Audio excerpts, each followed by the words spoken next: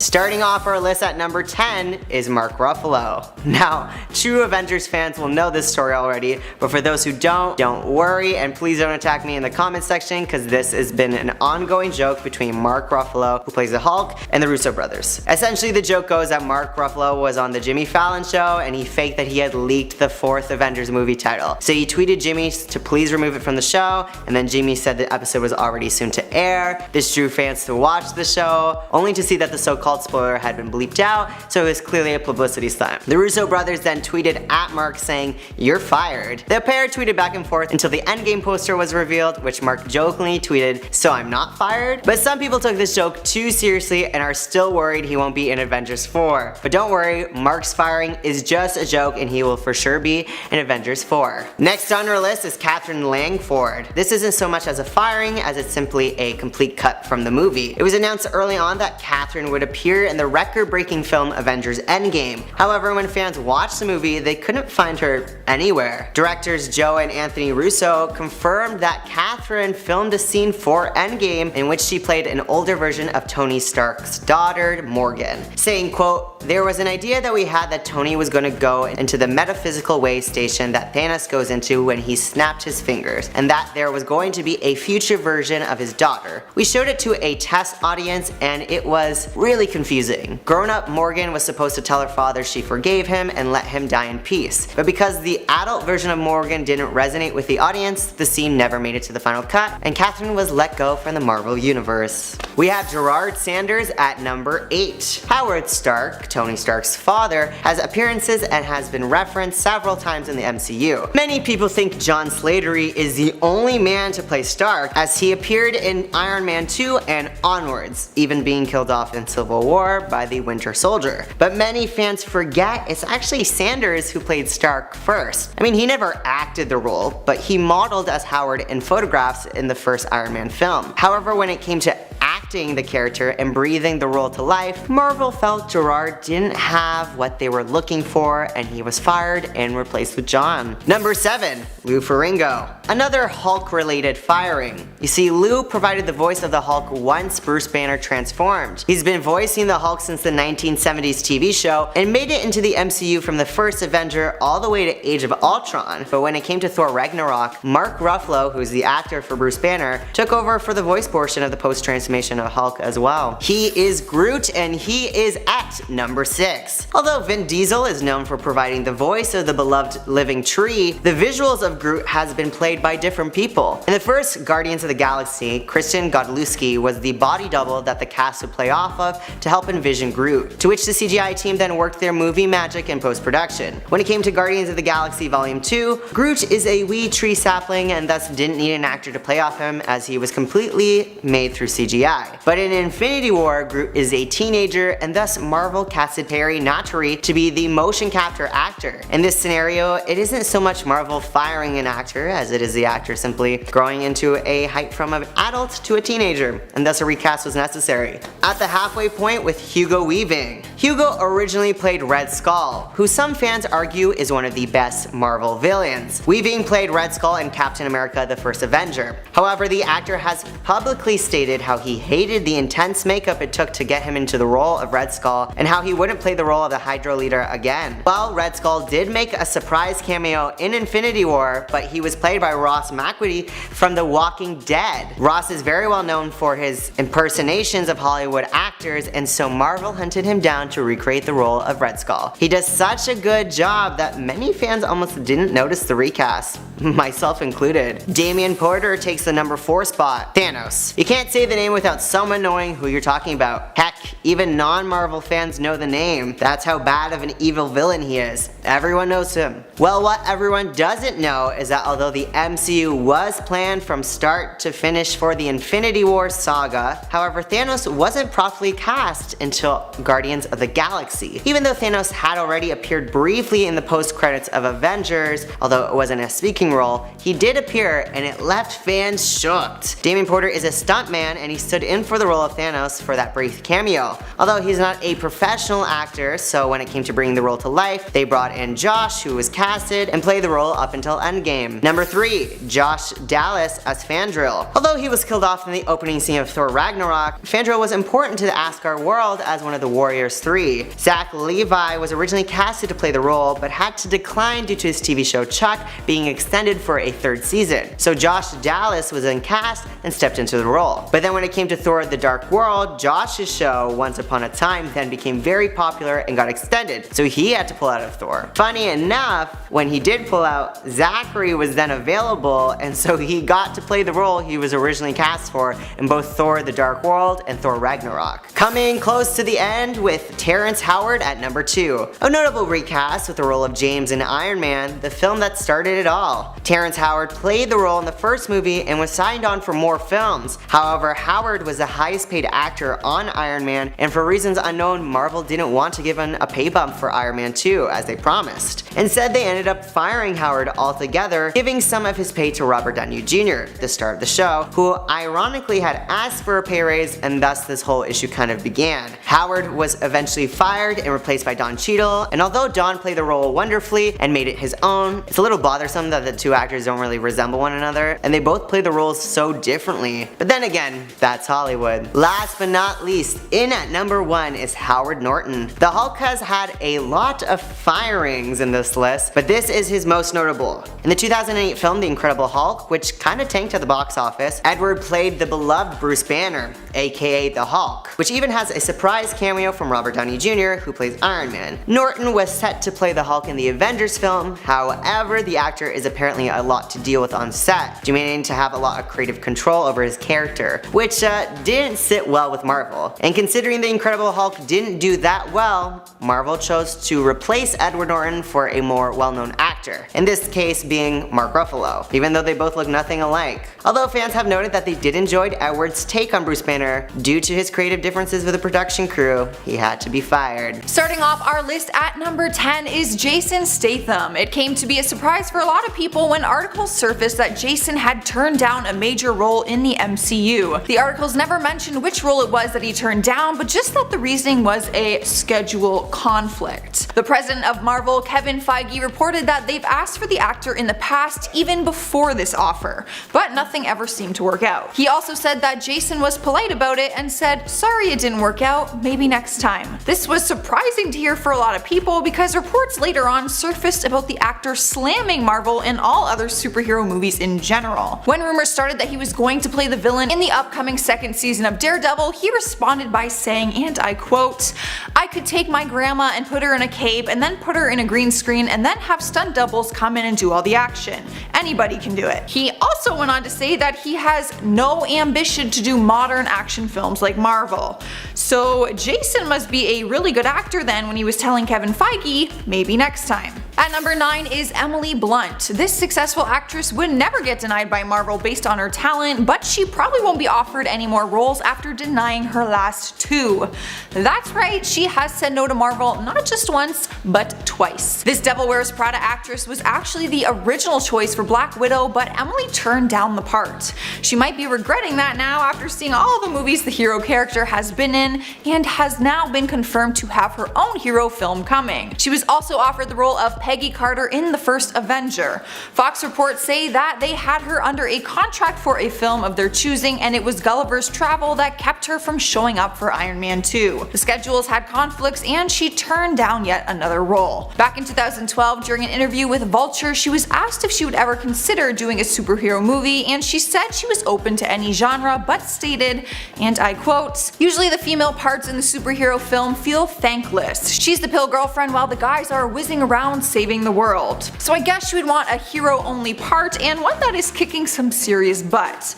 Who knows, maybe Marvel will be forgiving and try her again one day, although they've been turned down twice already, so it appears they've moved on. Sliding into number 8, we have Will Smith, another actor who turned down a great opportunity but in the DC universe. Apparently he was the first black hero who was considered to play Superman in Superman Returns. Turns out he didn't take the role because of the criticism he faced after portraying the traditionally white hero of Wild Wild West. I can totally understand why you might be more hesitant to take it, but man, how can you turn down becoming the first black Superman? That's iconic.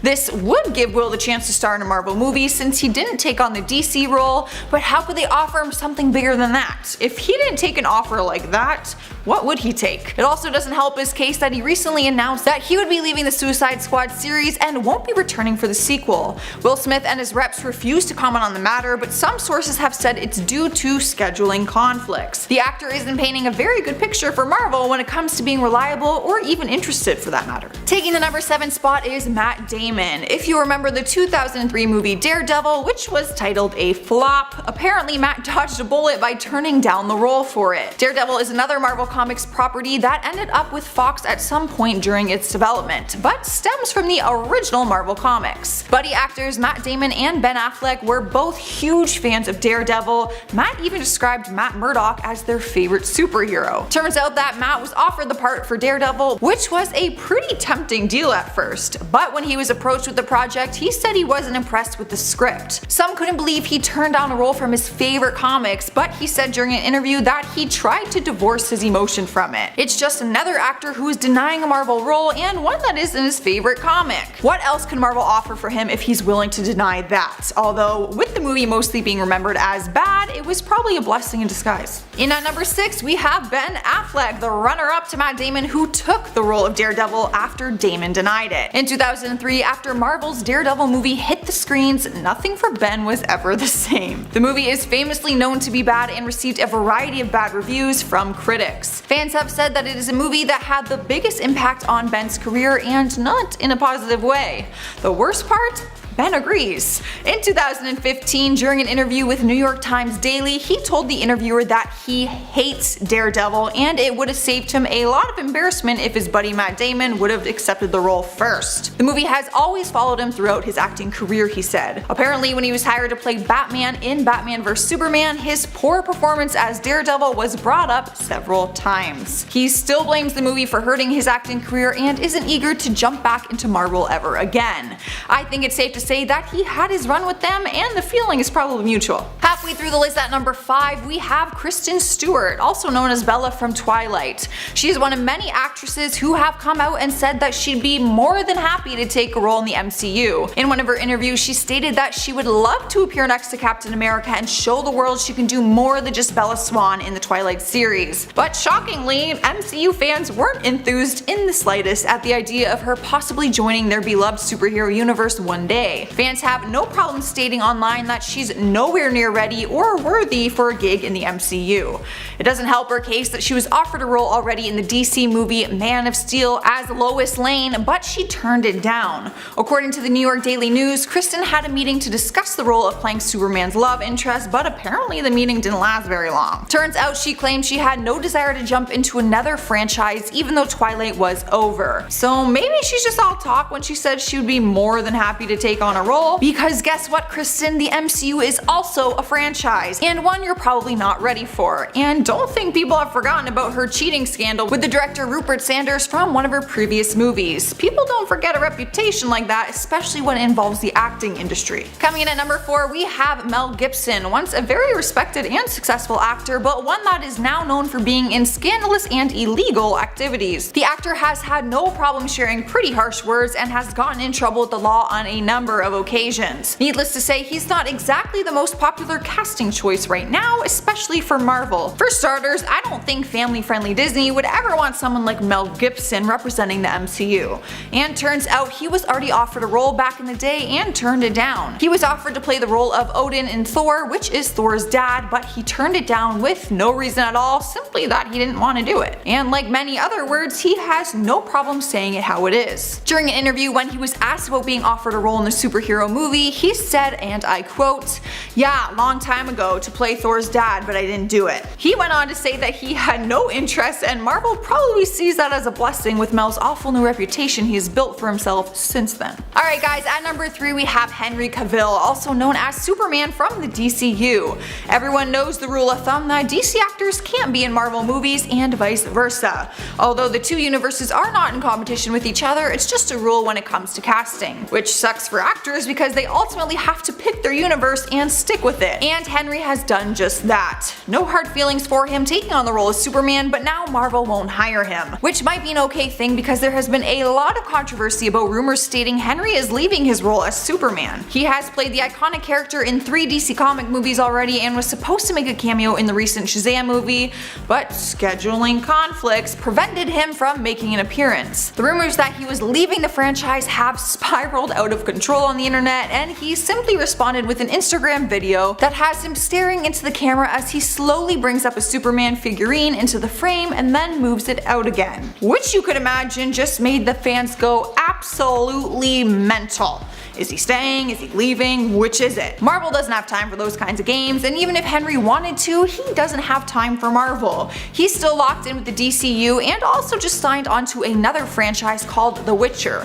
So he's a pretty busy man with some pretty big franchise obligations. At number 2 we have Hugo Weaving, also known for his epic role of the Red Skull in the MCU. In 2011, Captain America: The First Avenger was a huge success and followed the story of Steve Rogers being exposed to an experimental treatment that turned him into a superhero. But the movie wouldn't be complete without his arch enemy, the Red Skull. Critics raved about his performance and so did his fans, but Weaving wasn't as thrilled about it. In interviews, the actor has said flat out that not only is he not returning for his role of Red Skull, but that he would never work on a Marvel movie again.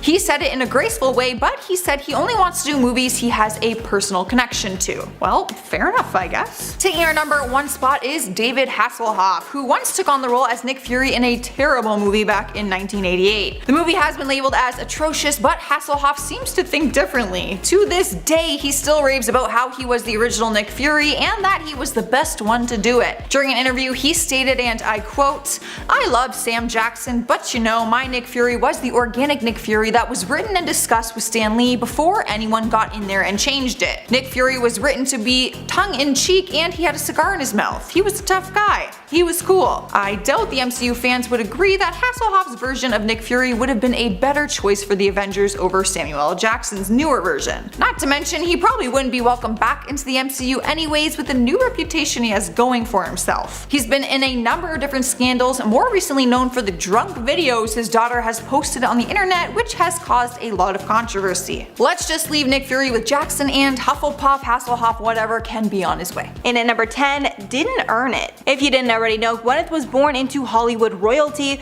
which definitely gave her a leg up in the business. Paltrow's late father, Bruce Paltrow, was a writer, director, and producer known for television shows like The White Shadow and Saint Elsewhere. He even had Gwyneth star in one of his last movies. Then there's Paltrow's mother, Blythe Danner, who is a Tony and Emmy Award winner who has appeared in countless films. But that's not all. Gwyneth's godfather is legendary director Steven Spielberg. Since she has so many connections, it's no surprise that she went into acting. But when accused of getting a helping hand, Paltrow denies this and claims that her parents did not help her whatsoever. When asked about her familial connections, Gwyneth said, quote, "He, my father, said, 'You are completely on your own,' so he never gave me anything. I never had any supplementation, he never helped me with my rent, I never had a trust fund." But I'm not convinced she didn't get a huge head start. In at number 9, full of herself. Since Gwyneth is an A-list actress, it makes sense that she has insane amounts of confidence, but some of her comments about herself have made people roll their eyes. She once stated that she had the quote butt of a 22-year-old stripper with a completely serious face. She also talks of her ability to stay fit and eat clean like it's not something that has happened in part because of her privileged life. She told Elle, quote, "It's so much easier to sit home and not exercise and criticize other people. What I love is inspiring people. She then commented, quote, "I am who I am. I can't pretend to be somebody who makes $25,000 a year."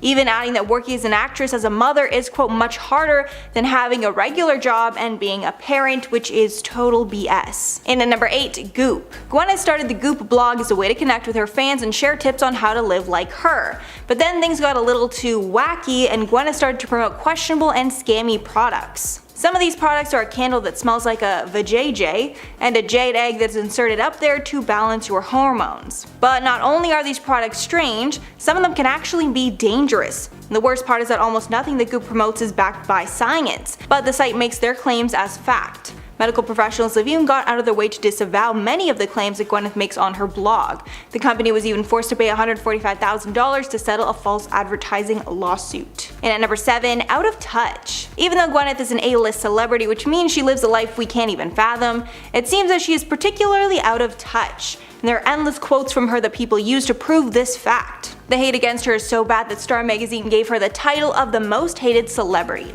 In response, Gwyneth said, quote, "I'm really effing good at my job. People who are interesting and good know that, and that's all that matters." Some other comments that made people cringe were when she said she would, quote, "rather die than let my kid eat a cup of soup." Someone even did a financial analysis of one of her cookbooks, and it was determined that it would cost a family roughly $300 per day to eat as Gwyneth suggests. And at number 6, Oscar curse. Many in the business did not respect Gwyneth for her acting until she won an Oscar for leading actress in the movie Shakespeare in Love. But even though she reached the peak of her celebrity after that moment, many believe she was cursed after that Oscar win. Firstly, many people in general just didn't agree with the Academy's choice. Glenn Close was even quoted saying, quote, "I remember the year Gwyneth Paltrow won over that incredible actress who was in Central Station, Fernanda Montenegro, and I thought, what? It doesn't make sense." Not only that, but the movies she starred in after the fact were all flops, and Gwyneth herself has even acknowledged that she made some really bad choices. She said that after her win she felt that she could do no wrong and she took anything that was offered to her, when those were roles she would never take today. Halfway at number 5, she disrespects her Marvel movies. One of her most notable roles was playing Pepper Potts in the MCU, but although the public has this strong affiliation, it seems that Gwyneth can hardly remember all the Marvel movies that she's been in. And a now infamous moment from Jon Favreau's cooking series The Chef Show, Favreau, who acted alongside Paltrow in Spider-Man Homecoming, brought up a moment from the film. Gwyneth then told him that she wasn't in that movie, which is odd because she was. She later addressed the mix-up on Jimmy Kimmel, where she said she was confused because she thought he was talking about the Avengers movies. She then revealed she's never even seen Spider-Man Homecoming at all. And if that's true, I guess it makes sense that Tom Holland, who plays Spider-Man, had to reintroduce himself to Gwyneth when she forgot who he was. And at number 4, Entitled. Gwyneth usually has a pretty good relationship with the media because of her famous connections, but that all changed when she had an incident with Vanity Fair that gave her a bad name in the industry. Apparently, the entire feud between them was because the magazine published a story about Gwyneth that was not approved by her. And although it's a nice gesture for a magazine to show you their stories beforehand, it is certainly not something that celebrities are entitled to. Gwyneth was asked by the magazine's editor to collaborate on the content for their cover story, but Gwyneth decided to refuse because they had recently done an unflattering story on one of her ex-partners, Brad Pitt. When Paltrow turned down the offer, he decided to go along with publishing the piece anyways, much to Paltrow's dismay. In response to this, Gwyneth sent out an email to a slew of her A-list friends, telling them to blacklist the magazine, saying in part that the magazine, quote, "threatened to put me on the cover." Quite a threat. And at number 3, she's a diva on set. This one isn't much of a shocker, but apparently she's a real pain on set. I can imagine things were worse after her Oscar win. She was always used to having things go her way because of her famous parents, but on set she would demand to have the best lighting in every single shot and get in everyone's face to make sure she looked better than all her co-stars. Her diva attitude also transferred over to everyday life. According to the Daily Mail, when she visits the spa, Paltrow demands that the shower stalls are cleaned out before she even steps foot in them. She also constantly demands to be paid the most on her movies, even though so few of them are box office hits. And at number 2, Weinstein connection. Gwyneth has a very controversial relationship with disgraced producer Harvey Weinstein. Her and Weinstein were pretty closely tied because they worked together on Shakespeare in Love, along with a handful of other projects. But she did make quite a statement when she decided to speak out against him when other women were coming forward with their stories. She revealed that she had also been put in uncomfortable situations by him, and that's the reason that she stopped working with him. Although many people supported her courageous decision, a lot of people felt it was BS because she had supported him for so many years beforehand when his behavior was basically an open secret. And finally, at number 1, she's not a good lead. Gwyneth has starred in a lot of movies over the years, but it seems that the movies where she plays the lead roles do the worst, and the ones where she's the background character get the most traction. This has somewhat given her a reputation of not being able to lead a movie, especially since the few times that she has tried to headline a movie, the results have been pretty bad. And even though she won an Oscar, it hasn't propped up her image in the industry much because many felt that Miramax essentially bought her the Oscar to promote the movie, which if you didn't already know is something that happens quite often. First up, we got Elliot Page. Elliot Page might be the only person that has directly called out Chris Pratt for his affiliation with the controversial Hillsong Church. Pratt spoke about the church with Stephen Colbert on his show, opening up further about his spirituality, but his comments did not sit well with Page, who took to Twitter to call out Pratt. Elliot tweeted, quote, "Okay, but his church is infamously anti-LGBTQ, so maybe address that too?" Adding in a follow-up tweet, quote, "If you are a famous actor and you belong to an organization that hates a certain group of people, don't be surprised if someone simply wonders why it's not addressed. Being anti-LGBTQ is wrong, there aren't two sides. The damage it causes is severe, full stop, sending love to all." After the situation got tons of media attention, Pratt took to Instagram to share his side of the story. Pratt wrote in part, quote, "It's been recently suggested that I belong to a church which hates people and is infamously anti-LGBTQ. Nothing could be further from the truth. I go to a church that opens their doors to absolutely everyone," adding that he's not the spokesperson for the Hillsong Church or any other group of people. And even though this is the most public feud that Pratt has been in regarding his support of LGBTQ people, many users online also allege that Pratt does not support gay marriage either. Next up, Dylan O'Brien.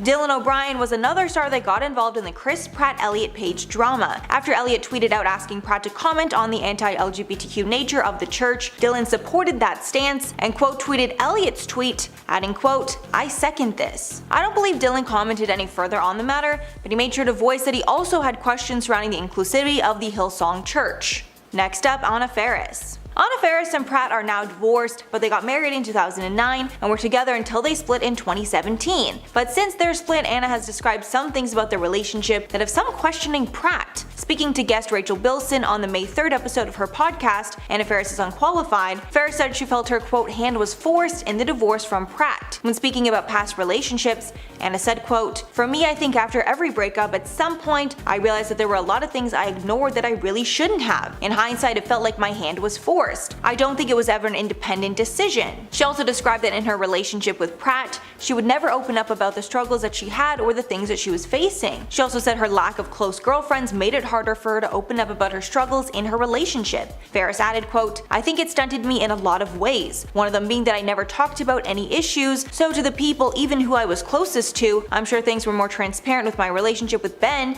but with Chris, I think we both protected that imagery even within our close circles." Basically saying that they both protected their image rather than actually working through their issues. Next up, Brie Larson.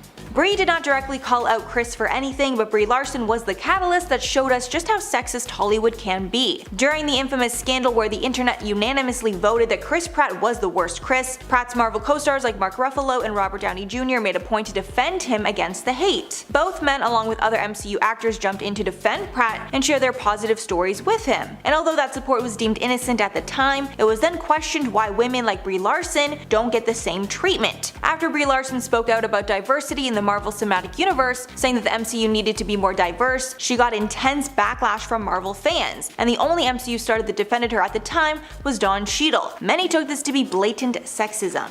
Next up, Jason Momoa.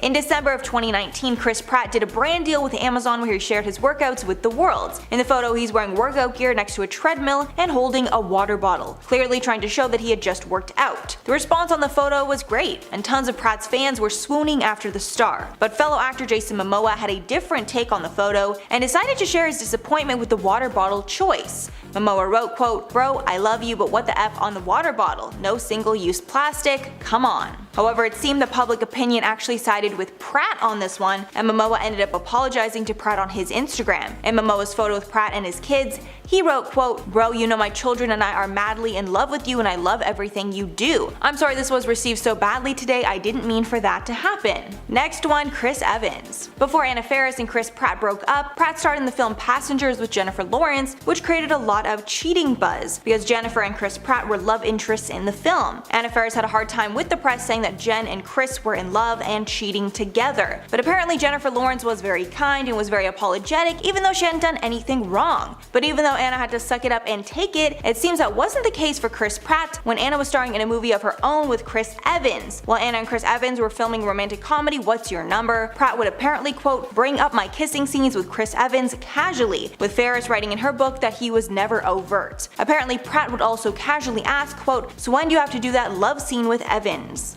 And finally, Chris Pratt himself. The person that keeps getting Pratt in the most trouble is himself. I think over the years he has toned down on anything controversial, but there is a reason people assume he is a Republican and a Trump supporter. One thing that raised a lot of eyebrows was when he wore a top with a mashup of a Gadsden flag, which was designed during the American Revolution, and a modern US flag. The Gadsden flag involves a coiled rattlesnake over a message that reads, "Don't tread on me." The message has been used in a variety of ways over the years, but it's also been adopted by far-right political groups and Second Amendment supporters. So when Pratt decided to wear it out in 2019, many felt this was more proof he is a Republican. One person even tweeted about the shirt, quote, "nice shirt. Only people I see with that flag are alt-right racists." Pratt also got a lot of heat for not attending a Joe Biden fundraiser ahead of his election, even though the entire Avengers cast was in attendance. Many felt this was more proof he was supporting Trump in that election.